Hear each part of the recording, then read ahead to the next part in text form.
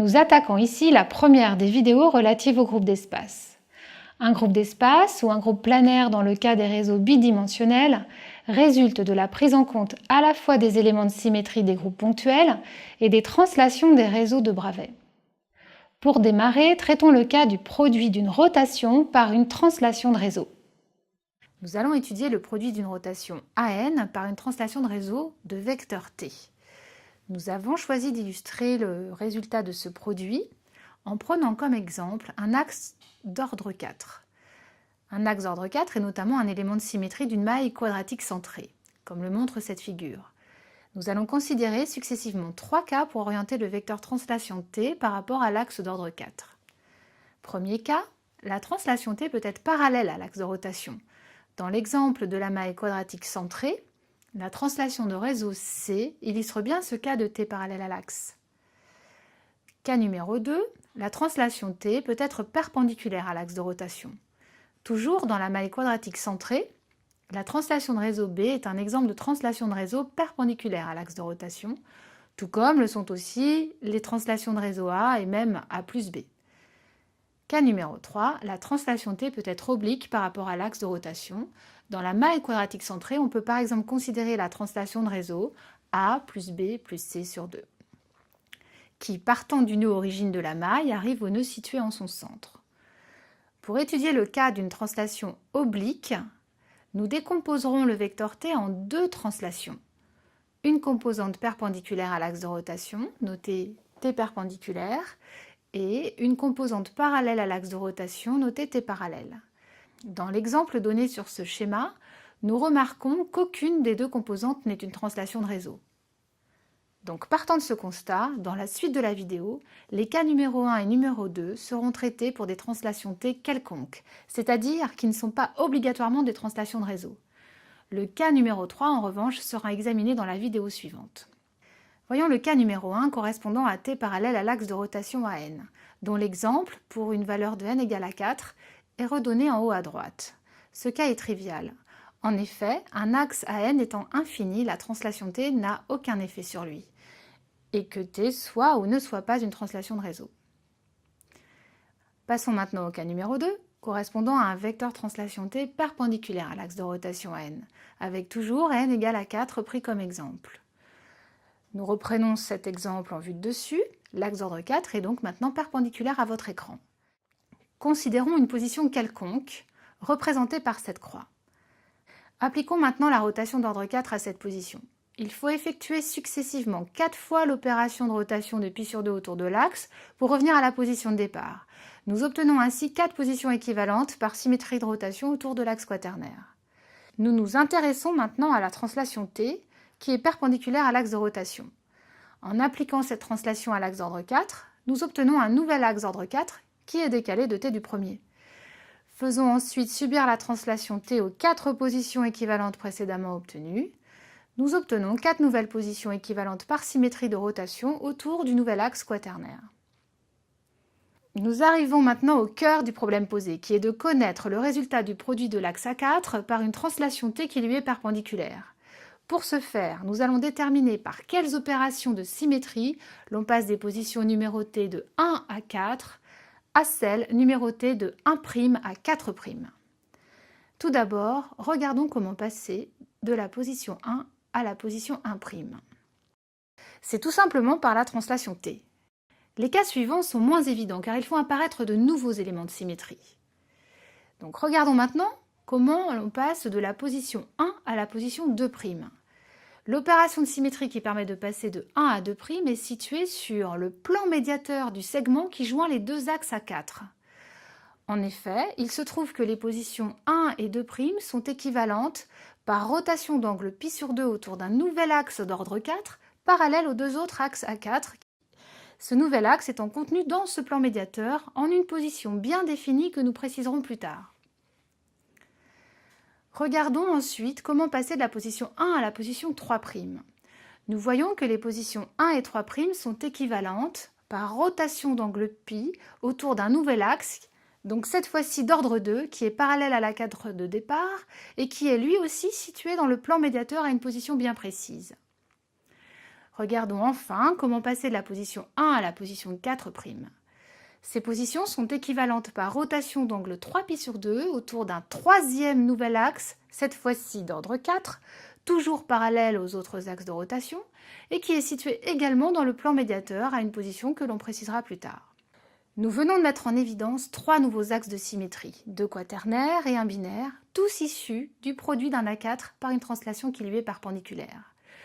On peut se demander s'il y a d'autres éléments de symétrie qui résultent de ce produit, puisque nous n'avons pas encore déterminé comment passer des positions 2, 3 et 4 aux positions 1', 2', 3' et 4'. Et ce travail, c'est vous qui allez le faire maintenant. Je vous propose en effet de chercher par vous-même les opérations de symétrie qui rendent équivalentes les positions qui vous seront indiquées à l'écran. C'est parti. Déterminez tout d'abord comment passer de la position 2 aux positions 1', 2', 3' et 4'. Appuyez sur pause et une fois que vous aurez trouvé, relancez la vidéo. La position 2 est équivalente à la position 2' par la translation T.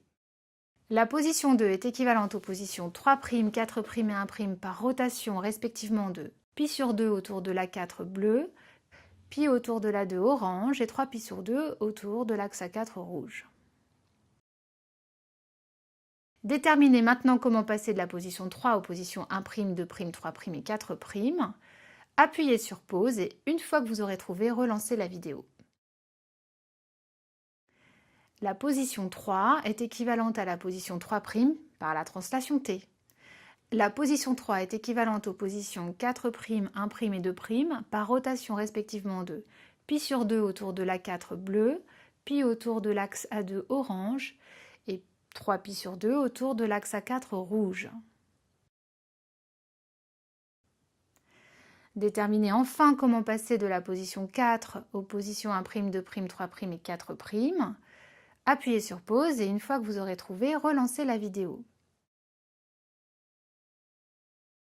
La position 4 est équivalente à la position 4' par la translation T.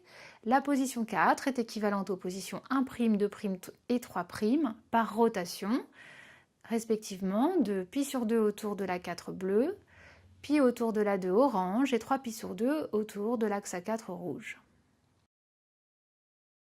Nous venons de mettre en évidence les éléments de symétrie qui résultent du produit d'un A4 par une translation qui lui est perpendiculaire. 3 nouveaux axes de rotation en plus de l'A4 décalé de la translation T du premier ont ainsi été construits.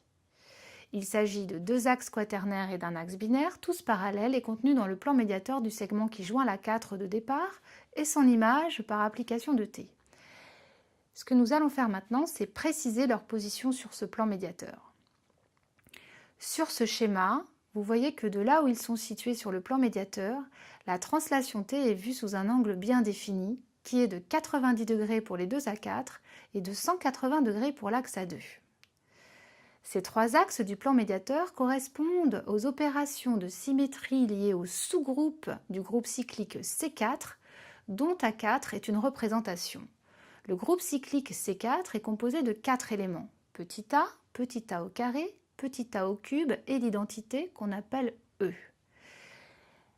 Le nouvel A4 bleu est associé à l'élément petit a du groupe C4 que l'on note entre parenthèses π/2, translation nulle et qui correspond à l'opération de rotation d'angle π/2. L'axe A2 orange est quant à lui associé à l'élément petit a au carré que l'on note π, translation nulle, le tout entre parenthèses et qui correspond à l'opération de symétrie rotation d'angle π. Enfin, l'axe A4 rouge est associé à l'élément du groupe C4 petit a au cube que l'on note entre parenthèses 3π/2, translation nulle et qui correspond à l'opération de symétrie de rotation d'angle 3π/2. Grâce à cet exemple du produit d'un axe d'ordre 4 et d'une translation qui lui est perpendiculaire que nous avons longuement développé dans cette vidéo, nous pouvons maintenant généraliser à n'importe quelle valeur de n. Pour cela, il est nécessaire de se rappeler que An est une représentation du groupe cyclique Cn définie par petit a à la puissance n égale à l'identité, où petit a au carré, jusqu'à petit a à la puissance n-1 plus l'identité sont les éléments de Cn. Ainsi, quand on combine un axe de rotation AN et une translation T perpendiculaire, apparaissent de nouveaux axes de rotation qui ont 3 caractéristiques. Premièrement, ils sont tous parallèles à l'axe AN. Deuxièmement, ils sont associés aux éléments du groupe cyclique CN, qui correspondent aux opérations de rotation d'angle égal à m fois 2π sur n, où m est un entier allant de 1 à n-1. Troisièmement, ils sont situés dans le plan médiateur du segment perpendiculaire à n, qui joint à n et son image par application de la translation T en des positions bien précises. Elles sont telles que le segment soit vu sous un angle égal à m fois 2π sur n. Pour compléter ce cas numéro 2 et clore cette vidéo, revenons une dernière fois sur l'exemple n égale 4. Il est en effet utile de remarquer qu'en faisant agir les éléments de symétrie les uns sur les autres, nous générons dans tout l'espace tous les axes de symétrie possibles, c'est-à-dire ici des axes binaires et quaternaires parallèles à la 4 de départ. On se retrouve dans la vidéo suivante pour traiter le cas numéro 3 d'une translation oblique par rapport à l'axe de rotation AN, ce qui nous permettra d'introduire de nouveaux éléments de symétrie que sont les axes hélicoïdaux.